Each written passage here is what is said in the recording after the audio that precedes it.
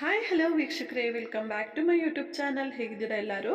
I hope ಎಲ್ಲರೂ ಕೂಡ ಚೆನ್ನಾಗಿದ್ದೀರಾ ಅಂತ ಅನ್ಕೊಳ್ತಾ ಇವತ್ತಿನ ವಿಡಿಯೋನ ಶುರು ಮಾಡ್ತಾ ಇದ್ದೀನಿ ಸ್ನೇಹಿತರೆ.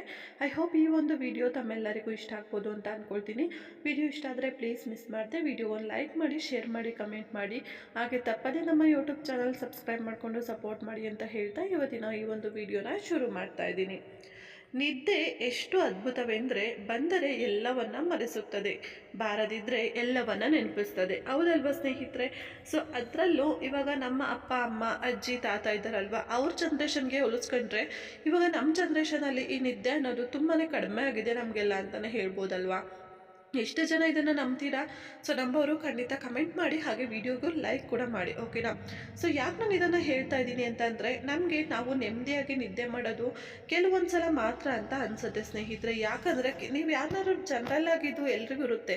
ನೀವು ಮಾತಾಡ್ತಾ ಇದ್ದಾಗ ಎಲ್ಲೋ ಒಂದು ಸಲ ವಿಷಯ ಬಂದಾಗ, ನಾನು ಹೇಳ್ತಾ ಇರೋದು ನಾನು ಜನರಲ್ ಆಗಿ ಮಾತಾಡುವಾಗ ನಮ್ಮ ಒಬ್ಬರು ಮೀನ್ಸ್ ಕೊಲೀಗ್ ಜೊತೆ ಬಂದಿದ್ದಂತಹ ವಿಷಯ ಇದು. ಹಾಗೆ ನನಗೆ ಇದು ನಿಜ ಅಂತ ಕೂಡ ಅನ್ನಿಸ್ತು. ಯಾಕಂದರೆ ನಿದ್ದೆ ಮಾಡೋಕ್ಕೆ ಅಂತ ಹೋದರೆ ಫುಲ್ಲು ಬರೀ ನಾವು ಸೋಷಿಯಲ್ ಮೀಡಿಯಾದಲ್ಲೇ ಇರ್ತೀವಿ ಯಾವಾಗ್ಲೂ, ಅಥವಾ ಮೊಬೈಲಲ್ಲಿ ಬೇರೆ ಇನ್ನೇನಾದರೂ ನೋಡ್ತಾ ಇರ್ತೀವಿ, ಅಥವಾ ಗೇಮ್ ಆಡೋದು, ಈ ರೀತಿಯಾಗಿ ಕೆಲವೊಂದು ವಿಚಾರದಿಂದ ಸಮ್ಟೈಮ್ಸ್ ನಿದ್ದೆ ಬರಲ್ಲ, ಸರಿನಾ? ಸೊ ಹಾಗೆ ಲೇಟ್ ನೈಟ್ ಮಲ್ಕೊಳ್ಳುವಾಗ ಇನ್ನೇನಾಗುತ್ತೆ ಹೇಳಿ, ರೂಟೀನ್ ಮಿಸ್ ಆಗುತ್ತೆ, ಮತ್ತೆ ನಿದ್ದೆ ಬರ್ತಾನೆ ಇರೋದಿಲ್ಲ. ಆ ಟೈಮಲ್ಲಿ ಮಧ್ಯದಲ್ಲಿ ತಲೆಯಲ್ಲಿ ಏನೇನೋ ಆಲೋಚನೆಗಳು ಬರಲಿಕ್ಕೆ ಶುರು ಮಾಡುತ್ತೆ.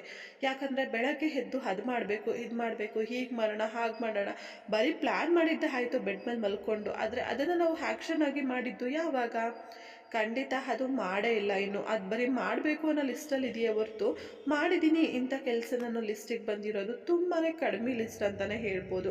ನೀವು ಕೂಡ ಒಮ್ಮೆ ಯೋಚನೆ ಮಾಡಿ, ಎಷ್ಟೊಂದು ಕೆಲಸಗಳನ್ನ ಮಾಡಬೇಕು ಅಂತ ಹೇಳಿ ತುಂಬಾ ಲಿಸ್ಟನ್ನು ಮಾಡಿರ್ತೀವಿ, ಆದರೆ ಮಾಡಿದ್ದೀನಿ ಅನ್ನೋ ಲಿಸ್ಟಲ್ಲಿರೋದು ಕೆಲವೊಂದು ಕೆಲಸಗಳು ಮಾತ್ರ ಅಲ್ವಾ. ಅದಕ್ಕೆಲ್ಲ ಮುಖ್ಯ ಕಾರಣ ನಿದ್ದೆ ಅಂತಲೇ ಹೇಳ್ಬೋದು. ನಿಜವಾಗ್ಲೂ ನಾವು ಪ್ರಾಪರಾಗಿ ನಿದ್ದೆ ಮಾಡಿದರೆ ನಮ್ಮ ಮೆಂಟಲ್ ಹೆಲ್ತ್ಗಾಗ್ಬೋದು, ಫಿಸಿಕಲ್ ಹೆಲ್ತ್ಗಾಗ್ಬೋದು, ಎರಡಕ್ಕೂ ಕೂಡ ತುಂಬಾ ಒಳ್ಳೆಯದು.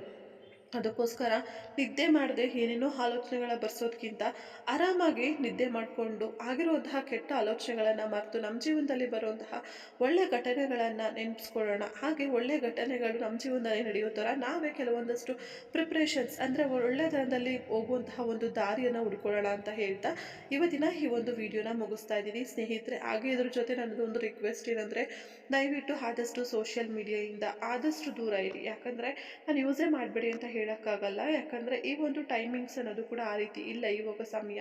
ಸೋಷಿಯಲ್ ಮೀಡಿಯಾದಿಂದ ನಮಗೆ ಬೆನಿಫಿಟ್ ಕೂಡ ಇದೆ, ಆ ಒಂದು ಬೆನಿಫಿಟನ್ನು ನಾವು ಪಡ್ಕೊಳ್ಳೋಣ. ಆದರೆ ಅದು ತೀರಾ ಅತಿಯಾಗಿ ಆಗದೇ ಇದ್ದರೆ ಸಾಕು ಅಷ್ಟೇ, ಓಕೆನಾ? ಇಷ್ಟು ಹೇಳ್ತಾ ವಿಡಿಯೋ ಮುಗಿಸ್ತಾ ಇದ್ದೀನಿ. ಇಷ್ಟ ಆದರೆ ಲೈಕ್ ಮಾಡಿ, ಶೇರ್ ಮಾಡಿ, ಕಮೆಂಟ್ ಮಾಡಿ, ತಪ್ಪದೆ ಯೂಟ್ಯೂಬ್ ಚಾನಲ್ ಸಬ್ಸ್ಕ್ರೈಬ್ ಮಾಡಿಕೊಂಡು ಸಪೋರ್ಟ್ ಮಾಡಿ.